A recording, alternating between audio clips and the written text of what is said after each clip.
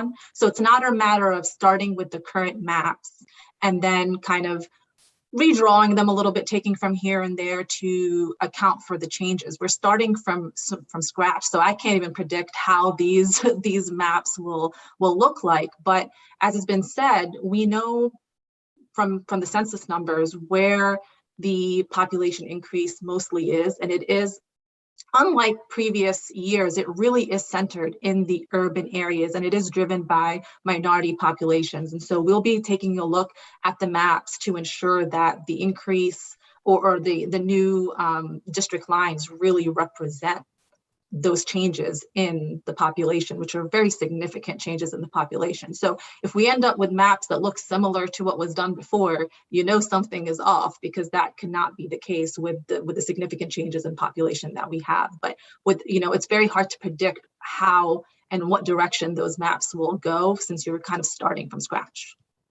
Anyone who has taken even a brief moment to look at the way the districts are drawn would definitely ponder what exactly is going on here. The shapes of the districts just don't seem to make a lot of sense on any of the maps, regardless of which map you're looking at. And that has led to a lot of lawsuits. For as long as I can remember, the state of Texas has been sued and has had the courts even redrawing maps because they found that the state has discriminated against voters. Catherine, in fact, there's even still, they're arguing over legal fees still to this day from the maps that were drawn 10 years ago.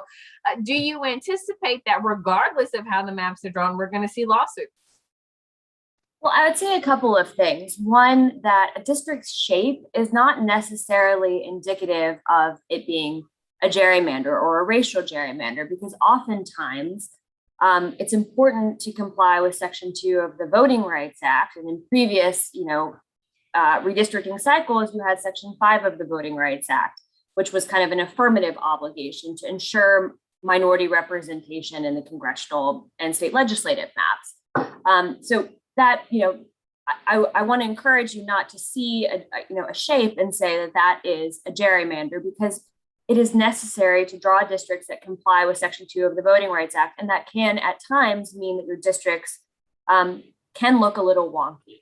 The second thing, with respect to litigation, of course, there will definitely be litigation. I mean, there is always litigation that follows the redistricting and reapportionment process.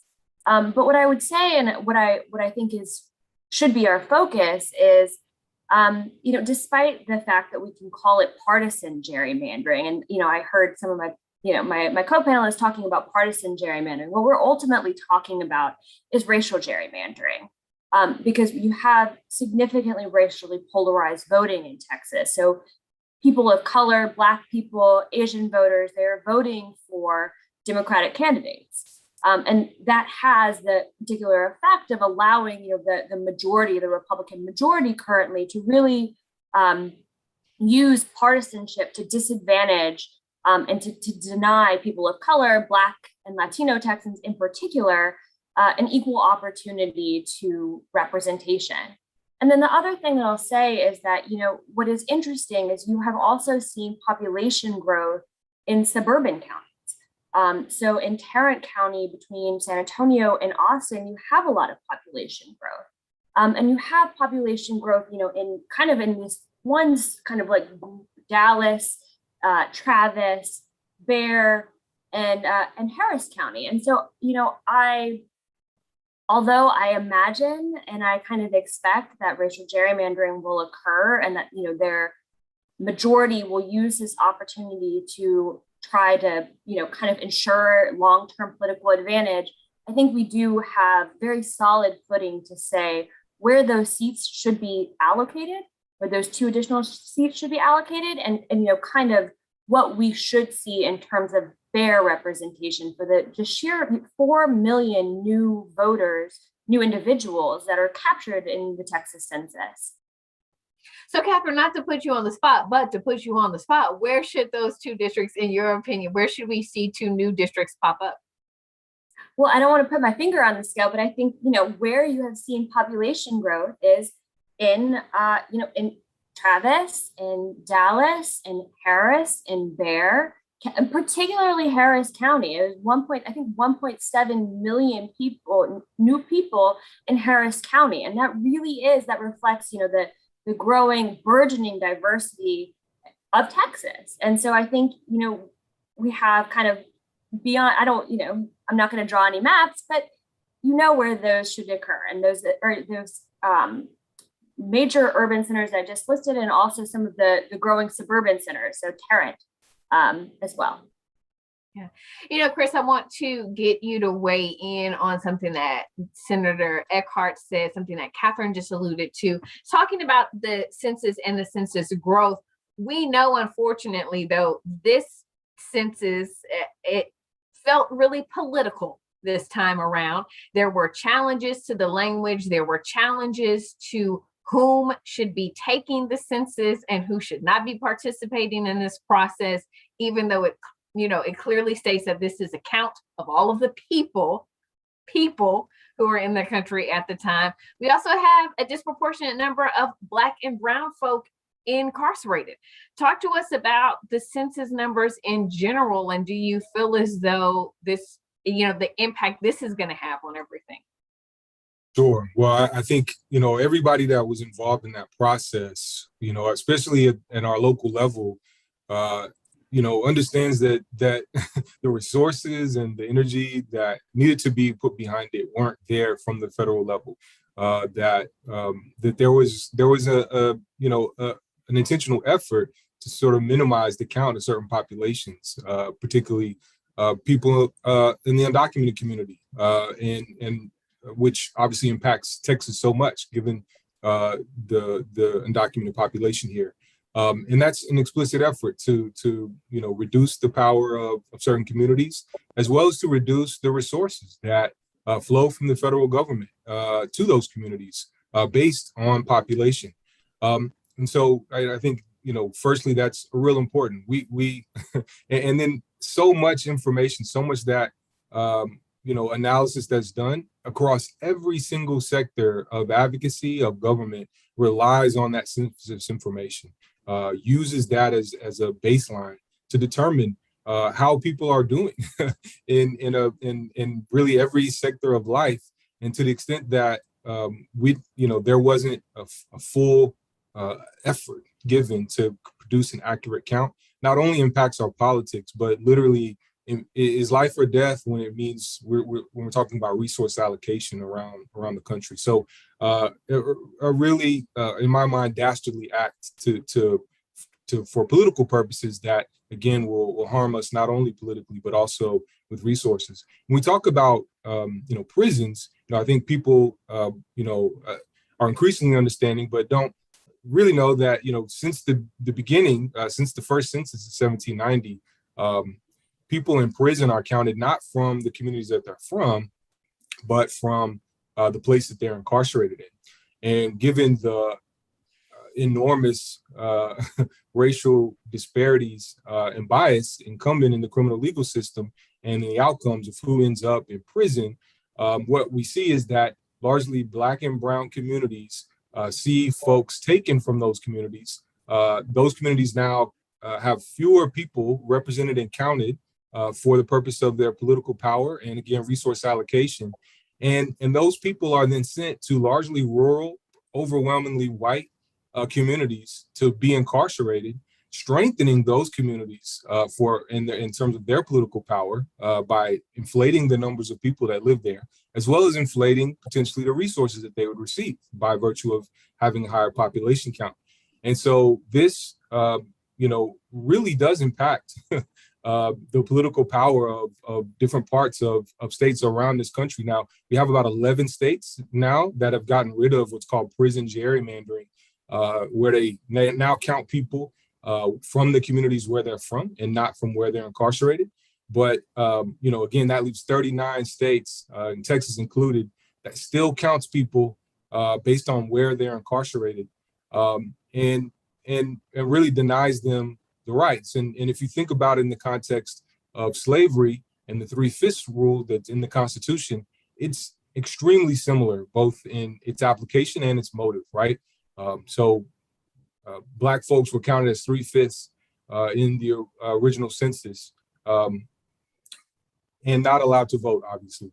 And why were we counted as 3/5? Because it buoyed the population and the political power and the number of representatives that the southern states would receive, because they got to count us as part of their population, meaning they got more representatives in the National Congress.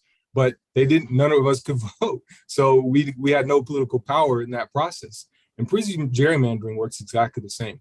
Folks that cannot vote are sent to predominantly white areas to empower those areas, but denied any say in how those areas operate or any part of the country operates, because overwhelmingly people in prison are denied the right to vote. In 48 of 50 states, you cannot vote if you're in prison, and in all but a handful, you can't vote if you're on probation, if you're on parole.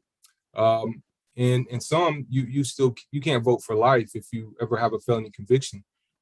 So again, lots of areas of the system impact this conversation, and I think it's really important that we think about every new enhancement that gets approved at the state legislature to a crime that means a longer prison sentence. Every new criminal law that's created, where we're going to see a disparate use of that law against communities of color, meaning that more of us are going to be sent to prison. That means less political power for us, less representation for us, and more prison gerrymandering. So the redistricting conversation is huge, and that's what we should focus on now. But all of these things come into play when we're talking about our political power and the political power of other communities, particularly those where prisons reside. Obviously, this process of redistricting generally happens over an entire legislative session during a regular session. So 5 months, though the work starts well before that, but 5 months for lawmakers to sort of hash out their differences, if you will, about these bills. This time around, not so much. We had the pandemic, we had the lawsuits over the census. The census data came out later than we anticipated that it would come out. In fact, we just got the easy to read version, if you will, of the census data earlier this month. The technical side, all that data came out in August. And yet we are not necessarily pushing back the time to draw these maps. And some of that has to do with the upcoming primary election. Now, in the past, Texas has just delayed primaries so that they could get the maps right. That's not the case this time around. Talk to us about the election pressure to get these maps done. I'm going to open it to everyone except for our except Senator Eckhart and Representative Cole. So Nora, Catherine, or Chris, you guys can answer that one. So I can kind of take the first stab at it. So obviously there's pressure that it needs to be concluded well before the next election. The elections can't happen under the current maps, then they would be malapportioned. So there would be lawsuits about that. So they obviously cannot continue under the current maps. But there's another kind of date that's at issue, not necessarily the election next year. It's the candidate filing deadlines. And so, there needs to be enough time. How can candidates file and say that they're going to run if they don't know what district they'll be in and who they'll be representing? And so in the second session, there was a law passed that sort of created like a tiered deadline of when the candidates must file by, depending on when the maps are drawn and approved. But this is a major issue because it's, Senator Eckhart explained how a lot of the maps are based on incumbency. So incumbents sort of know where their maps are going to be drawn, and they know that they can file. This is about who's going to, what candidates are going to challenge incumbents and what candidates of color are going to challenge incumbents. So this is a very serious issue because this is basically another way of kind of entrenching incumbents by giving less time for candidates, which is not always a bad thing, but it's providing less time for candidates to be able to not only file, but to decide whether they're going to run, to decide what their campaigns are going to look like. And so this is just beyond when the elections are going to be. It's really going to affect candidates going forward and who's going to run. And the money, Nora, let's just be real. You got to fundraise. You got to have money to raise. It's not easy to run for office. It's not cheap.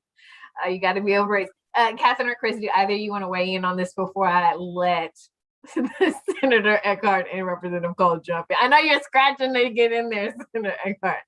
I would just add that there's also the kind of concern about the legislative redistricting board getting involved in any kind of potential map should that, House and the Senate not be able to kind of pass congressional legislation.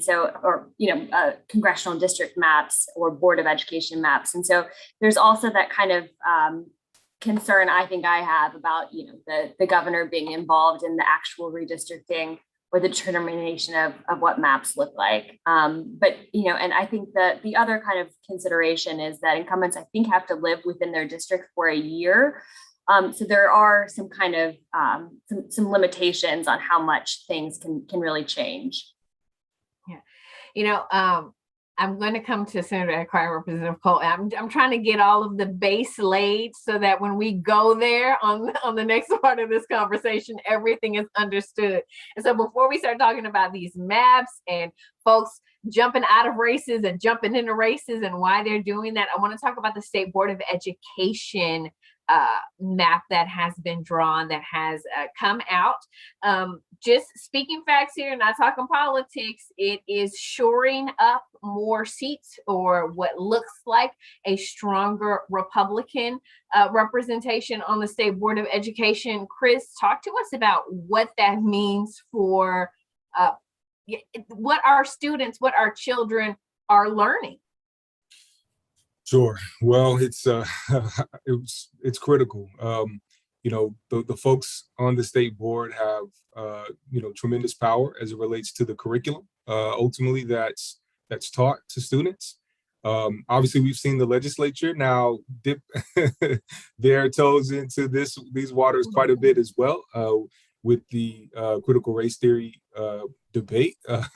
But well before that, we've seen textbooks come out in Texas that downplay the role of Martin Luther King and downplay the horrors of slavery and Jim Crow, and we're seeing efforts now to downplay those things even further, really out of an overwhelming concern for the feelings of certain perceived feelings of certain students at the expense of the truth. And at the expense of teaching an accurate history to people. And we understand that without an informed and educated populace, we can't really have a democracy that functions well. And so it's incumbent that we get people that are on the State Board of Education that understand that history and actually have value accuracy as it relates to our history, and teaching it such that we don't repeat the mistakes of the past, which unfortunately seems like a lot of folks are very keen to do. The other thing of note is that Texas, because of its size, has a lot of power in shaping not just what students in Texas learn, but students in a lot of other states, because many of the textbook manufacturers often will start from our books because they get to order so many. So it is not just Texas students that will pay the price for inaccurate history, inaccurate science, inaccurate all sorts of disciplines in education. It's students around the country that will suffer, and ultimately our democracy that will suffer as well. All right. Can I just add one thing? I'm so sorry. Yes, I just want to say that, when you have an overrepresentation of, people who are not actually invested in public schools as well, you have people who don't really their kids aren't in public schools. They're not invested in the structure of the public school system. And so you tend to see these, people who are already divested from the public school system, who then control, broad aspects of public education, really divesting the resources, even beyond just, the kind of critical race theory, like a refusal to talk about race and racism, an actual divestment in the education system because it won't impact them. And we want to point out, it's not necessarily, it's just valuable. We're not trying to come down on one party or another, but it's valuable to have more seats at the table, more diversity at the table when we're talking about what our children are learning. All right, let's talk about the maps now, at least the maps that we've seen. So Senator Eckhart, we have seen the proposed Senate map, and there is some flack, not just from Democrats, but from some Republicans unhappy with some of the maps, the way that some of the districts are being drawn. Just most notably, a former state senator, Pete Flores, used to represent District 19. He was voted out. He was defeated by a Democrat in the past election. Now the district has been redrawn in such a way that he is going to be able to run again for a different district. And this impacts folks in parts of Travis County, because now that is going to be part of this sort of new district as it's drawn. We've seen some things happen with your district. You refer to it as packing, your word, not mine, just, got to stay impartial here. But I think it's pretty clear. They took all of Bastrop County and it's away, and now you would just represent chunks of Travis County. Talk to us about some of the other things you are seeing in this map that you think perhaps is problematic, and what are the conversations like in trying to change it? Whoa, you're muted. You're muted. I'm trying to be a good citizen because my fan is on up in my attic because it gets really hot up here. So I'm trying to stay muted so you don't have to hear it. The biggest issue with the Senate map is that one person, one vote issue. You're not seeing much change in the overall map, despite the fact we've seen tremendous change in our population centers. So while some of the incumbents are satisfied with their district because it's very close to what they had previously, and nothing much is changing, that in itself is a problem under the constitutional one person, one vote ideal. So we could talk about my district, but my district actually isn't so much of a problem, frankly. One of my goals in redistricting was to reduce the overall numbers of senators who represented Travis County down to 3 from 4, and we did that. It's down to 3 now. I imagined I would be packed into Travis County and Bastrop would be taken away. Bastrop is far whiter and far more Republican than Travis County. And so there are some defensible reasons to place Bastrop in one of my Republican colleagues' districts. Where we're really seeing the problem is in Fort Worth and in Dallas. And we're also seeing some pretty serious issues sat on the southern portion of I-35 down the Rio Grande Valley. It's true that a district has been drawn for Pete Flores. That's absolutely true, and that's completely political. The district that's being drawn for him is predominantly Republican. So really, if you're looking at it through that third lens, the most important lens of all, the one person, one vote lens, where you really want to be looking at the problems are in packing of Hispanic votes in the Rio Grande Valley, in fajita strips that run up into wider sections of Texas, rural Texas. The cracking of Black and Hispanic votes in suburban districts that have anchors in urban Harris County, and then huge kite tails out into the rural areas, suburban and rural areas. And then the complete evisceration of a coalition district in Fort Worth, completely eviscerated.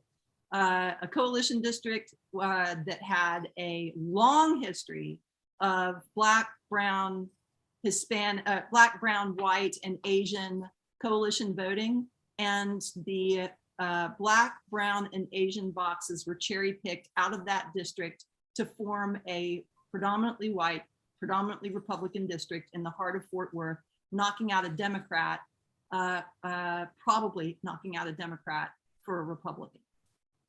So I have issues that I could go on and on about for Senate District 14, but really my area is not the issue. It's the packing in the Rio Grande Valley and up the I-35 corridor, and it's the cracking in Fort Worth. Yeah, I just want to point out especially when we're talking about the Austin area, the Pete Flores situation, because some of the people listening in may not know that, for instance, if Senator Dawn Buckingham is your senator right now, she would not even be able to run to represent the district that she now represents under the new map. She would have to go against another Republican senator because the district has been changed, but that's not going to be a problem because she's not running for office. She's now running for a land commissioner rather than her Senate seat. So this is kind of one of those. And that's what made the opportunity for Pete Flores possible. It's not like the Republicans didn't know that Dawn Buckingham was going to vacate her seat and run for land commissioner. That's all part of the calculation so that that seat could be drawn. Now, unfortunately, I would love it if we were able to go into such detail about the House map like we're going in on the Senate map, but Representative Cole, we haven't seen it yet. Well, it's coming. Today was the deadline to submit it to the committee, the redistricting committee. Todd Hutter asked for those at 1 o'clock, and I think he's taken a few of them after that deadline because the pressure's on to get it done. The first requirement or request that he had was for the delegations to work together and present a joint map. And that's largely what I've been doing, working with the Travis County delegation. And working with my delegation is a pleasure because we tend to really like each other and think alike. And so the big challenge with my district in drawing it was to make sure that communities of interest were maintained. And one of those communities of interest, of course, was maintained having Houston-Tillerson remain in the district. So we had to do a little bit of tweaking to make sure that happened. And then I've seen a mass exodus of the African-American vote in my district. So we had to draw some lines taking up different portions of Pflugerville and Wells Branch to try to increase my African-American voting age population. And I think we're able to do that with the maps that we just presented. Now, whether that'll hold, it remains to be seen. All of us have overages, so we need to dump populations. So that population that we're getting rid of is going to push the maps in a domino effect further west, our populations. Why is that? So you just said something, and I kind of want to push back on you. You said, you had to draw it in such a way to ensure that your Black voting age population was increased. Why is that okay? Why is that an okay thing to do? Well, my district is also a minority opportunity district, and that means that the representation between the Black voters and the Hispanic voters is over 50%. And so there's a collective will, I believe, to make sure that we have an African-American representative from Travis County or even Central Texas. But making that happen is not easy. And it's the historical belief that the African-Americans tend to vote for an African-American candidate. So if you want to increase that and maintain an opportunity district, you have to draw where there's more African-Americans in the district.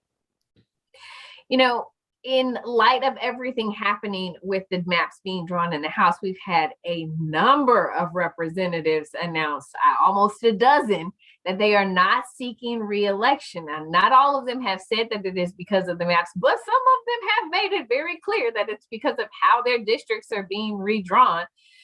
Some of these folks who are not running are going to be Republicans. Talk to us about what is happening in the House of Representatives. Well, it's pretty juicy. I'll just say that the people who are not running because of the maps, they're probably concerned that they will be paired with another Republican that has a stronger chance of winning. And so the incumbency rule wouldn't play out necessarily to their favor so that the other people have greater seniority or better known in the district. So you see the exodus because they don't want to be paired with another Republican and lose the race. Mm-hmm.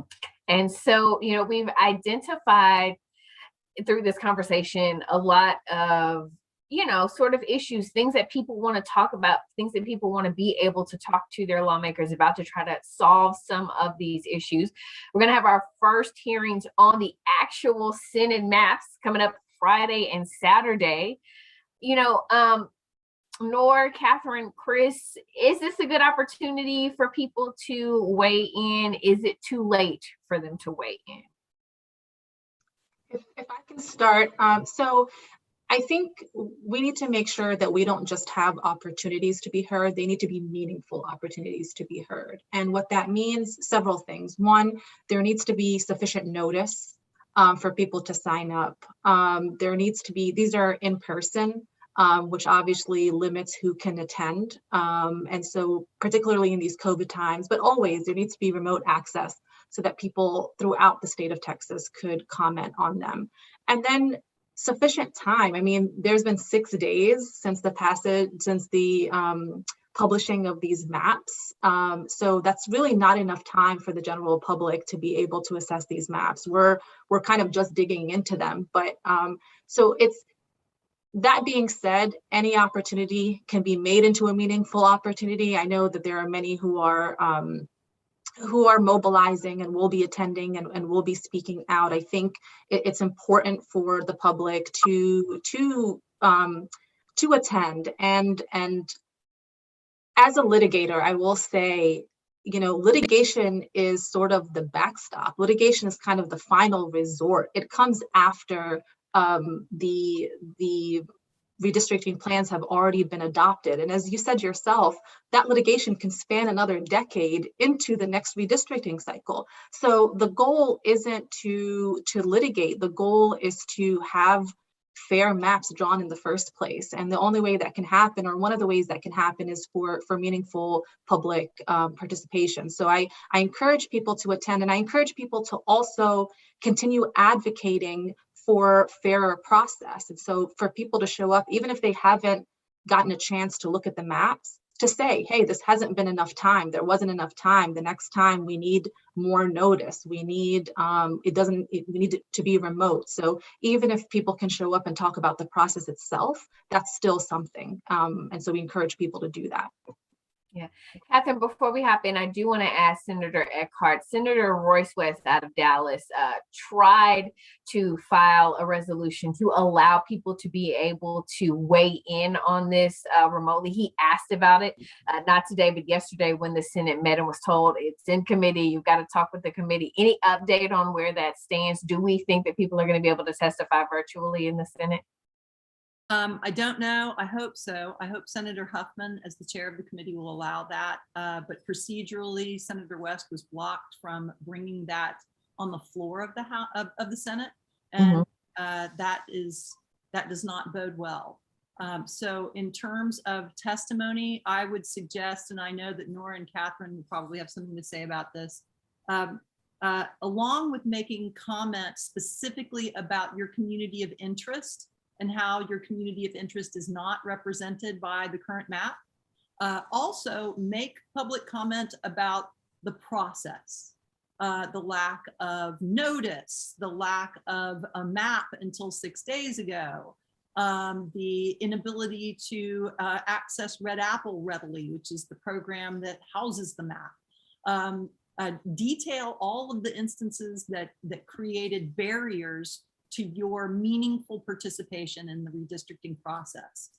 So if you can't get a hold of the maps and you don't understand what's going on, there's a reason for that, and testify to that, because that's going to be important to future court challenges, that there was not meaningful procedural access to the process.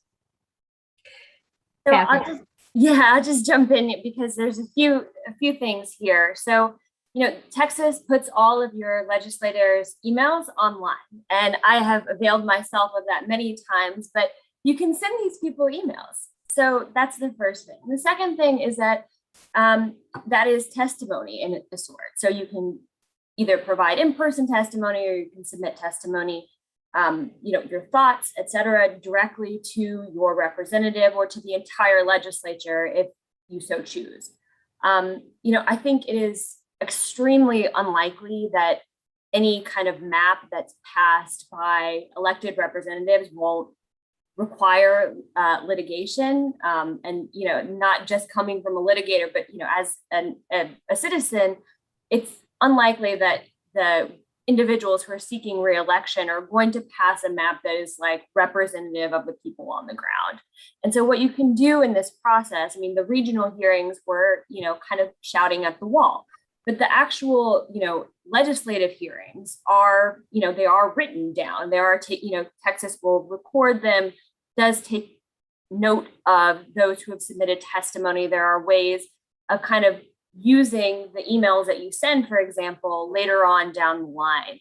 And so, beyond, although, I know we are concerned about the public input process, unfortunately, the legislature or, a redistricting commission or whomever is charged with drawing the lines. And so what I encourage you to do in these public hearings or the hearings that are associated with introductions of particular maps is to use that opportunity to really question the motives of the map drawers. Like, why did you draw it this way? This is my community of interest. Why is it split? Why is, use the opportunity to actually ask questions and to get at the root of the issue, which is, in my opinion, the attempt to dilute the political power and the political influence of Black and Latino Texans. And so to the extent that you can really question and provide alternatives for how a map could have been drawn, that's really critical. And even if you're not somebody who is able to get to Austin for any number of a million reasons, including COVID, I encourage you to reach out to your representatives. Their emails are all online, and many of them, will respond to you. So there are ways to get involved, and litigation, although it is, not ideal, I think we can prepare ourselves by making the best record possible during these, transcribed or video recorded public hearings, and by making the case that there were other ways to draw these maps and that they were not considered or they were rejected out of hand. I can, just add one other thing. Providing testimony can be very intimidating for a lot of people. And so that in itself is a barrier, but I just wanted to kind of shout out SCSJ has like a testimony toolkit.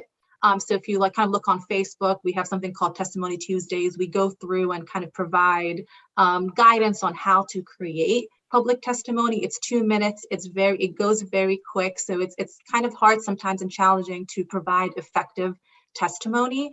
And so we do have resources for anyone who is interested in providing public testimony about how to do so effectively.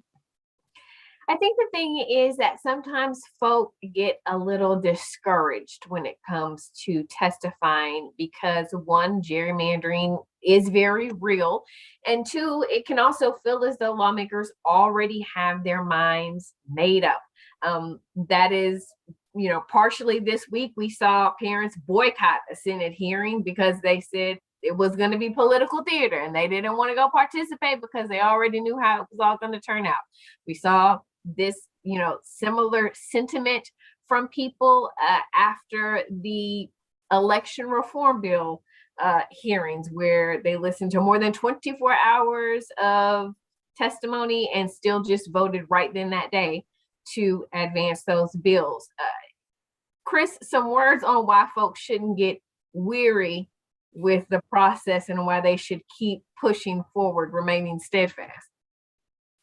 Yeah, well, I think, I don't think it's hyperbole to say that, our democracy is very much in limbo right now, and it's at stake. The Shelby decision in 2013 that gutted the Voting Rights Act.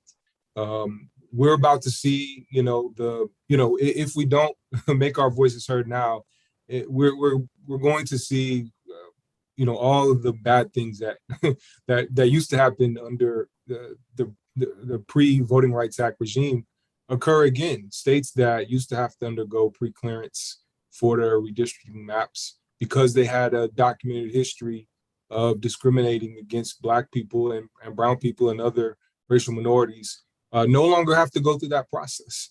and so this is the last chance that there will be to have any potential real say in it. Now, again, litigation is still an option and potentially could be pursued, but that's a backstop. And I think recent court decisions in other areas have shown, the limits that the courts provide as far as a safeguard to the things that we assumed were our sacred constitutional rights. And so, I think the what I would say is,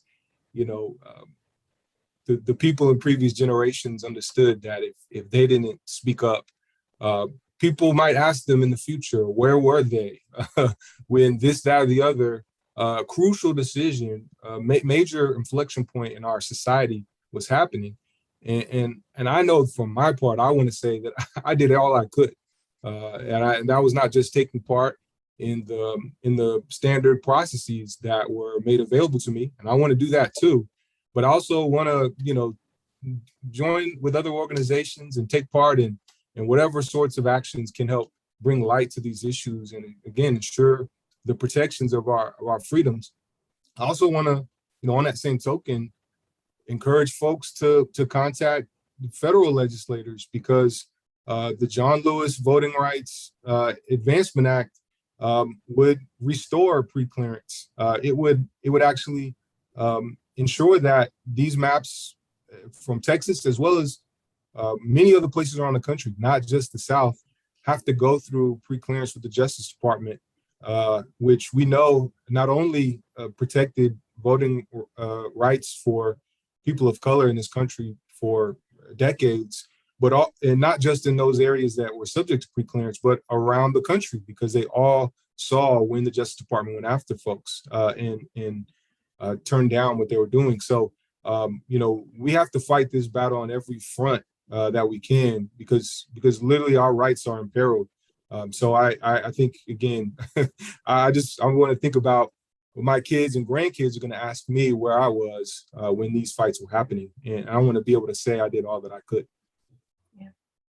Why your vote is so important. We want to take a moment now to have a couple of questions from the folk who are watching this. We have a question from Marva Overton, who is asking, what would it take to get an independent redistricting commission and take redistricting out of the hands of the legislature? Advantages, disadvantages. Senator Eckhart, this is something that you would like to see done. You've kind of made this quite clear. Representative Howard in the House and Senator Menendez in the Texas Senate both had bills in 2019 for an independent redistricting commission. Neither of the bills made it through the gauntlet. I believe that both of them refiled those bills this session. And again, I know at least Senator Menendez's bill did not even get a hearing. And frankly, the idea of an independent redistricting commission gets shot at by both sides, by both the Republicans and the Democrats, because I believe, and I'm a Democrat, but I believe that both parties are rather comfortable with the idea of protecting incumbency first. And independent redistricting commission is frightening to them because of that. But what is equally, or perhaps even more frightening, is the Legislative Redistricting Board. And I can tell you it's probable that neither the Republicans or the Democrats want these maps to go to the LRB. The LRB is comprised entirely of the Republican leadership, and the Republican leadership is demonstrably well-versed in exacting retribution. If it goes to the LRB, you will see retribution exacted on both Republicans and Democrats. We want to tell people, by the way, if you would like to submit a question, you can do that in the chat section on here. Senator Eckhart, following up on something that you said, though, can we truly ever have an independent redistricting commission? Wouldn't they feel the need to answer to someone? How would they be appointed? Isn't there always going to be some level of politics in? When I was a Travis County judge, I looked at an independent redistricting for even at the county level to be as a lab experiment for how it could be done well and then scaled statewide. It can be done. It's really just a matter of will. We have very advanced computational methodologies now with, you know, linear regressions that take into account a lot of elements, and you can generate an optimal map and then allow nuances around the edges through an independent redistricting commission and robust community engagement. We saw it actually at the local level with the districting of the city council seats. And I know Representative Cole could probably speak to that experiment and how it ain't easy, but it does work. But it's very difficult to take those bills over the finish line because those in those seats don't like to give up that ability to put your thumb on the scale for your own incumbency. Go ahead, Senator Cole. I was getting ready to call on you. Go ahead. The city of Austin has the auditor involved in the initial selection of the independent redistricting commission. So they go through the process of looking at the districts and getting applications. So it's not an appointment by the city council. And then also the redistricting committee has a lot of ethics rules that they have to follow to be able to serve. And one of those ethics rules came up recently when a person that served on the redistricting committee 10 years ago was thinking about running for a council seat, and she couldn't run because she served on the redistricting committee. So there's ways to do it where there's ethics rules and independent bodies doing the appointments. It's a matter of will. And we also have a suit going right now trying to get initial redistricting done by the federal courts. I was going to get to your lawsuit. So you and Senator Gutierrez have filed a lawsuit basically stating that the Constitution states that redistricting has to be done in the regular session following the census data being released. The argument is, well, this is not a regular session. We're doing it in a special session, and so it doesn't quite work out that way. There is an argument on the other side, though, about the legal language that it doesn't say only a regular session, but just in and not only in. What are your thoughts on that? And where does the case stand right now? This fact pattern has never occurred before. And that's the reason why we brought this lawsuit. The fact pattern has never occurred before where the census numbers come out after a regular session. So close in time after a regular session, when we are currently in a special session. They came out, while we were in our second special session. So this fact pattern has never occurred before. Something similar happened in 1971. And my father, when he was in the US House, was arguing it.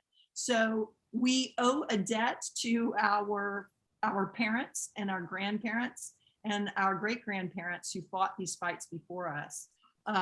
Where that lawsuit is right now is the governor has filed a motion to dismiss, and we are responding to that motion and awaiting a hearing. If we prevailed on our lawsuit, what it would mean is the federal courts would draw a preliminary map because our current maps are constitutionally indefensible. And so a preliminary map would be drawn. Those who were up in 2022 would run under the federal court's preliminary map. And then the Texas legislature would reconvene in regular session in 2023 and have 3 months to do redistricting instead of 30 days. Do you have more confidence that the federal courts would be able to draw a better map than the lawmakers? I do, because the courts can only look at one person, one vote. They cannot look at incumbent protection per se and political gerrymandering per se. Okay, we are getting to the point where we have to close things out. So I'm just going to go by each panelist and ask them to give us some closing thoughts on the redistricting process. Chris, we'll actually start with you. Sure. Well, I think, you know, a lot of these folks have so much more in-depth knowledge about the maps and everything else. I'll say that, you know, again, the voting rights are you know, in this conversation are crucial, and we have to be involved and engaged to the maximum extent, both at the state and at the federal level, to ensure the protection of our rights and the restoration, honestly, of the rights of so many. I'll again also harp on the extent to which so many people in our country, even under the Voting Rights Act, experience disenfranchisement due to the involvement in the criminal legal system. Even today, where we've had you know, some decarceration over the last 10 years, over 6% of the Black population in this country cannot vote because of a felony record or currently being incarcerated.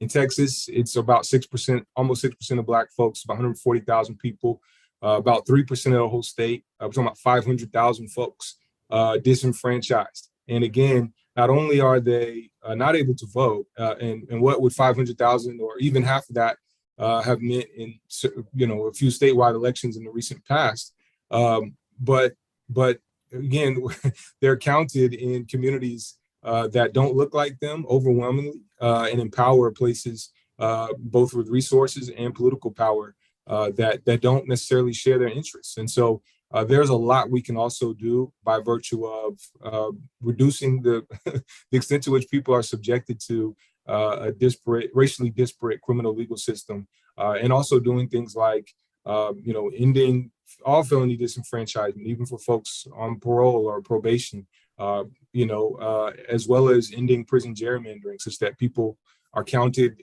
from the communities that they're from rather than where they're incarcerated. So I'll end with that. And again, just want to thank everybody on the panel. I've learned so much, and really look forward to working with y'all and seeing y'all and fighting a good fight on this.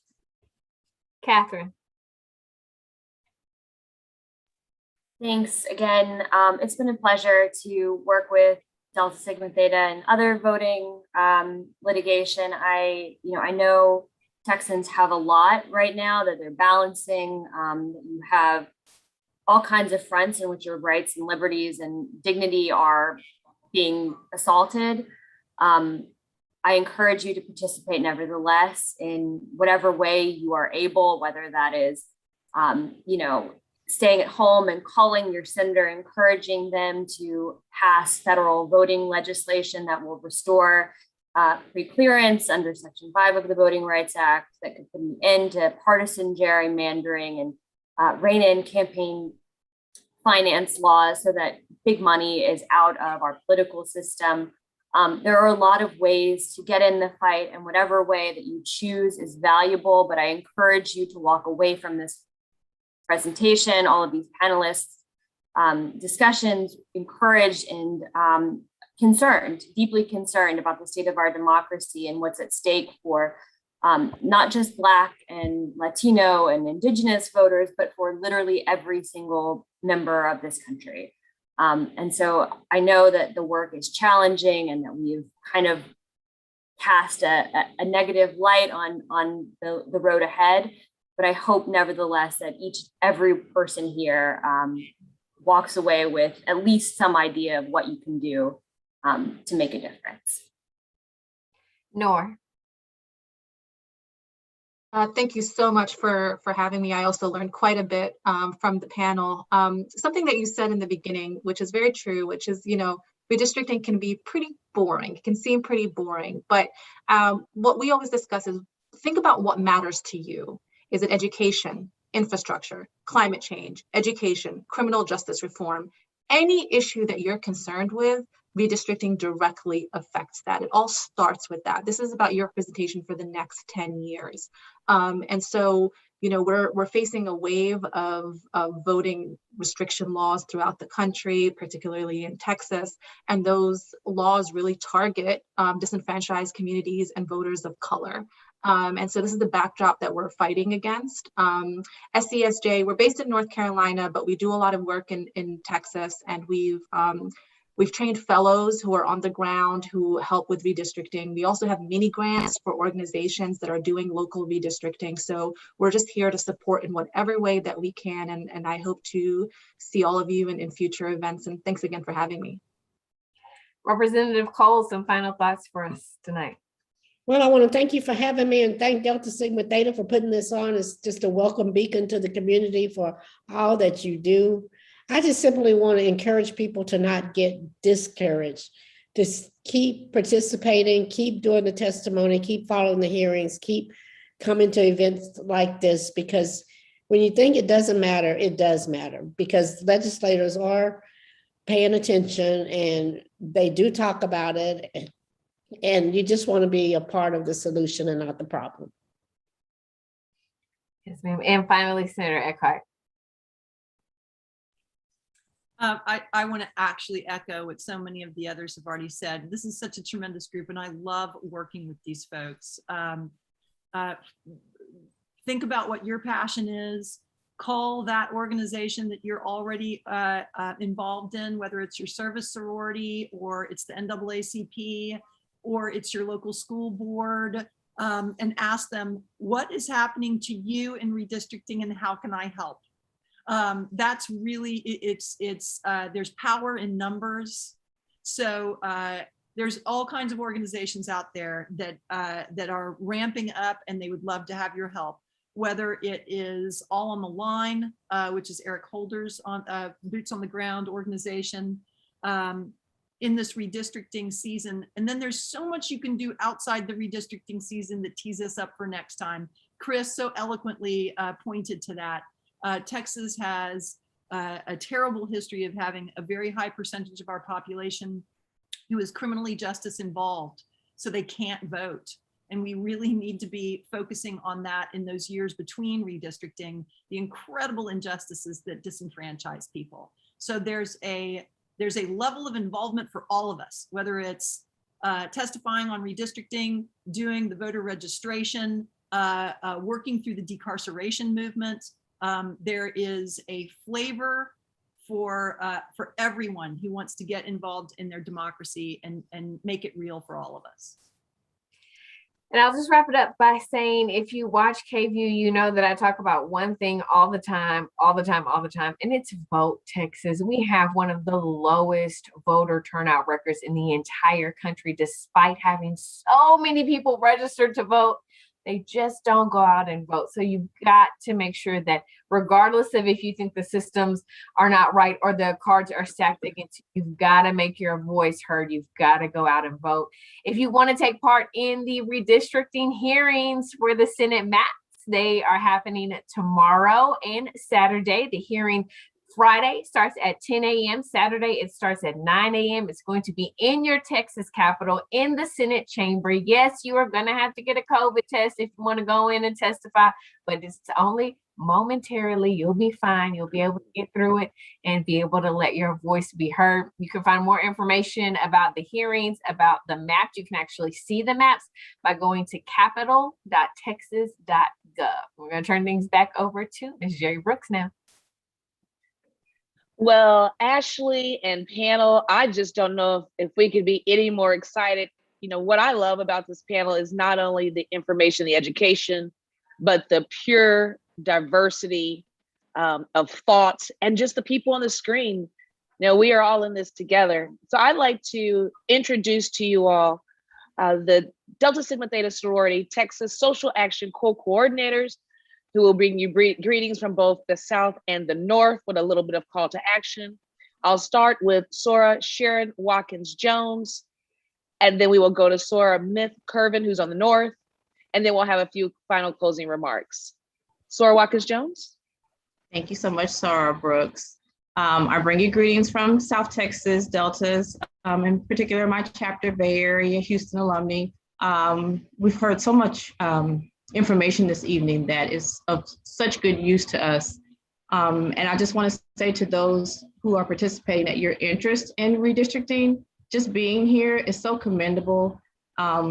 This topic is not often as obviously compelling as things such as gun rights or women's reproductive rights, critical race theory, or even whether or not transgender children can play sports in Texas.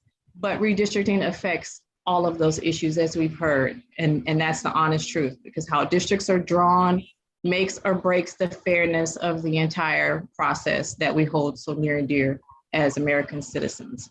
And so, that is where Delta Sigma Theta sorority comes in. Social action is woven into the fabric of what we do. And so that's why we're talking about this, because it is our duty to work to ensure a representative democracy, and we can and we will do just that. And I don't want to repeat a lot of what was said tonight because it was all so wonderful and relevant, but I do want to say that the favorite thing that I heard tonight came from Chris, and he said, it's so important to be able to look back and say, well, where were you during the redistricting process, and be able to say that to our children, to generations after us. Were you involved in trying to preserve our democracy? And so, yes, Delta Sigma Theta will be able to say, yes, we were there. And our friends and partners on this call tonight, you will also be able to say, yes, you were there, because we're going to keep fighting. So thank you so much. Sora Myth-Curvin. Good evening, everyone, and thank you to the Austin Alumni Chapter, President Robin Blackman, Chair Jerry Brooks, the members, all of the attendees. Thank you all so much, the program participants, for such an informative and enlightening session that we can say that we can take information and apply it to every district in Texas. We are most appreciative of all of the information on redistricting. And we are facing unprecedented times that many of us never thought we would be in. Not only have we faced this year in the first and second special session, suppressive voter registration laws that have been submitted that we're going to try to continue to fight, but now we're challenged by gerrymandering of our entire districts and communities of color. So our action must be immediate and swift. They don't give us a lot of time to prepare for where we have to go, what we have to do, how we have to say it. But we're going to go as members of Delta Sigma Theta, and we encourage each of you here from the communities that you represent to be involved with this third special session of which is redistricting. First, we need to protect and defend our districts that we have in the Texas Senate, the Texas House, the State Board of Education. The congressional seats for the state of Texas have been increased by 2, and we need to closely follow this process for inclusion of all populations of Texans. So for the next less than 30 days, we will be interested as we select representatives for the next 10 years through 2030, 31. But I'd like to direct your immediate attention to much of what's been said through the charges that we have heard this evening, especially with the Texas Senate hearing coming up on Saturday and Friday and Saturday.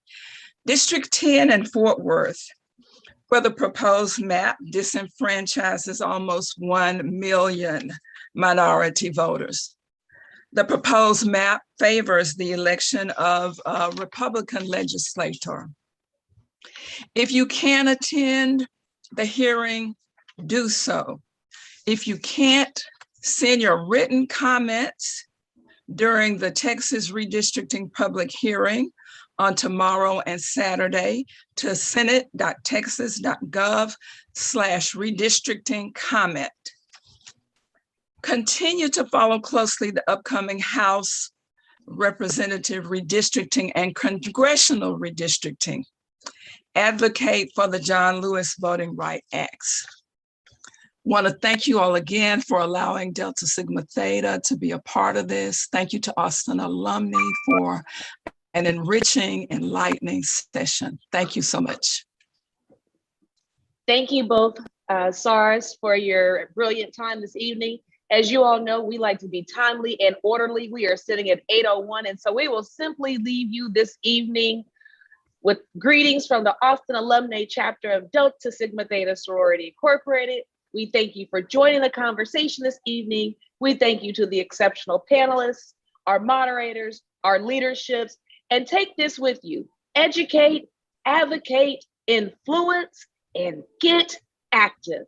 Thank you so much, SARS. Thank you, community. And this will conclude our program.